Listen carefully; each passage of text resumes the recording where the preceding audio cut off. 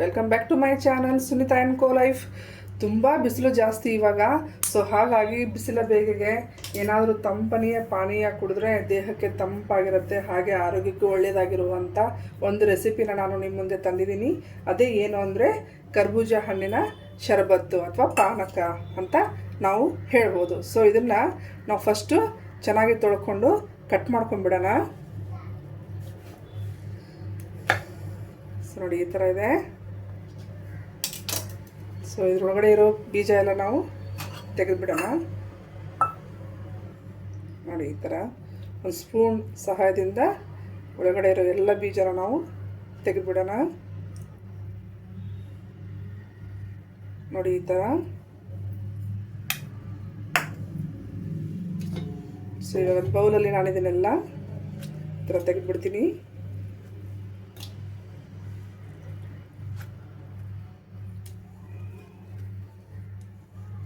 ಎಷ್ಟು ಚೆನ್ನಾಗಿದೆ ನೋಡಿ ಹಣ್ಣು.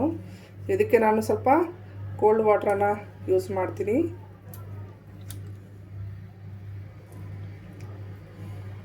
ಸೊ ಹೀಗೆ ಇದನ್ನೆಲ್ಲ ತೆಗೆದುಬಿಡೋಣ.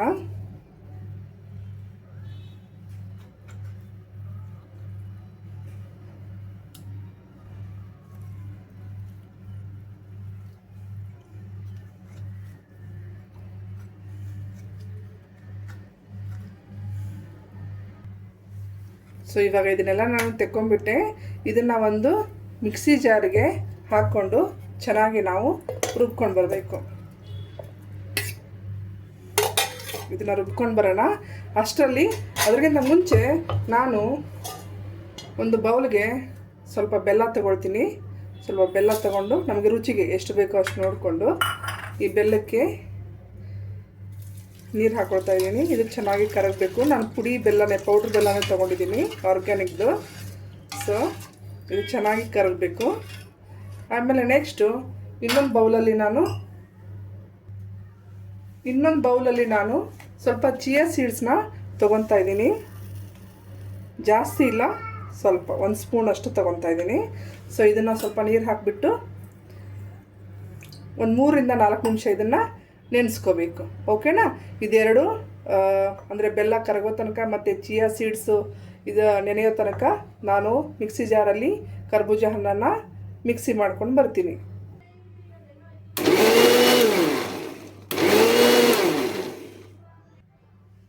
ಸೊ ಇವಾಗ ಅದನ್ನು ನಾನು ರುಬ್ಕೊಂಡು ಬಂದೆ. ನೋಡಿ ಈ ಥರ ರೆಡಿಯಾಗಿದೆ.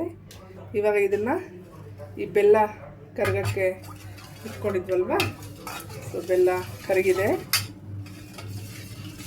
ಇದಕ್ಕೆ ಇದನ್ನು ನಾನು ಆ್ಯಡ್ ಮಾಡ್ಕೊಳ್ತೀನಿ. ವಾವ್, ನೋಡಿ ಎಷ್ಟು ಚೆನ್ನಾಗಿ ಕಾಣಿಸ್ತಾ ಇದೆ. ಆರೋಗ್ಯಕ್ಕೆ ತುಂಬ ಒಳ್ಳೆಯದು ಇದು, ಈ ಪಾನಕ ಅಥವಾ ಹಣ್ಣಿನ ರಸ ಅಂತಲೂ ಹೇಳ್ಬೋದು, ಜ್ಯೂಸ್ ಅಂತಲೂ ಹೇಳ್ಬೋದು. ತುಂಬ ಚೆನ್ನಾಗಿರುತ್ತೆ ಮತ್ತು ದೇಹಕ್ಕೆ ತುಂಬ ಒಳ್ಳೆಯದು, ಆರೋಗ್ಯಕರವಾಗಿದೆ. ಮತ್ತು ಏನಾದ್ರು ನಿಶಕ್ತಿ ಆ ಥರದ್ದು ಏನಾದ್ರು ಇದ್ದರೆ ಎಲ್ಲ ಕಡಿಮೆ ಆಗುತ್ತೆ.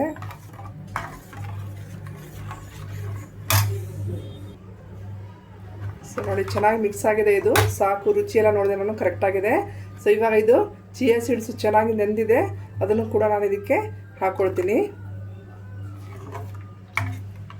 ಸೂಪರ್ ಆಗಿದೆ. ಚಿಯಾ ಸೀಡ್ಸು ಕೂಡ ಅಷ್ಟೇ ದೇಹಕ್ಕೆ ತುಂಬ ಒಳ್ಳೆಯದು. ಸೊ ಹಾಗಾಗಿ ನಾನು ಇದನ್ನು ಆ್ಯಡ್ ಮಾಡ್ಕೊಂಡಿದ್ದೀನಿ. ಇವಾಗ ಸರ್ವ್ ಮಾಡ್ಕೊಳ್ಳೋಣ.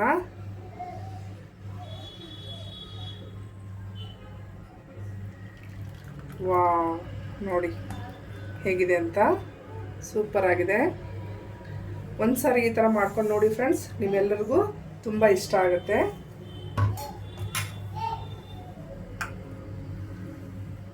ಸೂಪರ್ ಆಗಿದೆ ಅಲ್ವಾ?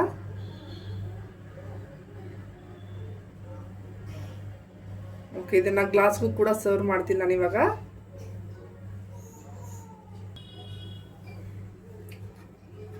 ಸೊ ಇವಾಗ ಇದನ್ನ ಸರ್ವ್ ಮಾಡ್ಕೊಳ್ಳೋಣ.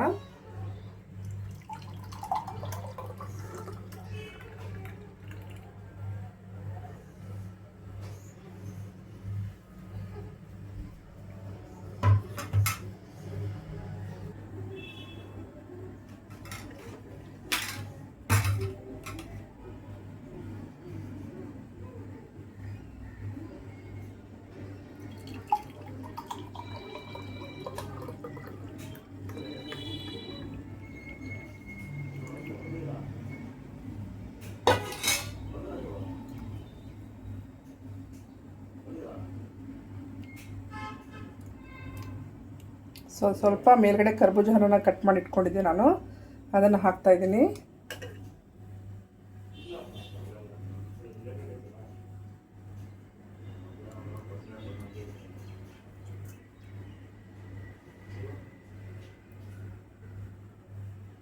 ಸೊ ನೋಡಿ ಎಷ್ಟು ಚೆನ್ನಾಗಿ ಕಾಣಿಸ್ತಾ ಇದೆ ಅಂತ.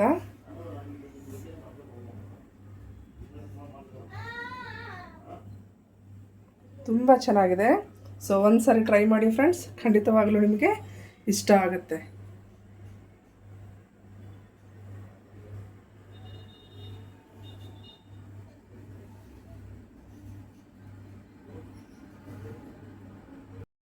ಸೊ ಫ್ರೆಂಡ್ಸ್, ಹೇಗೆ ಮಾಡಿದೆ ಅಂತ ಮಾಡ್ಕೊಳ್ಳಿ, ಕುಡ್ಕೊಳ್ಳಿ. ಪ್ಲೀಸ್ ನನ್ನ ಚಾನಲ್ನ ಸಬ್ಸ್ಕ್ರೈಬ್ ಮಾಡಿ, ಒಂದು ಲೈಕ್ ಮಾಡಿ. Thanks for watching.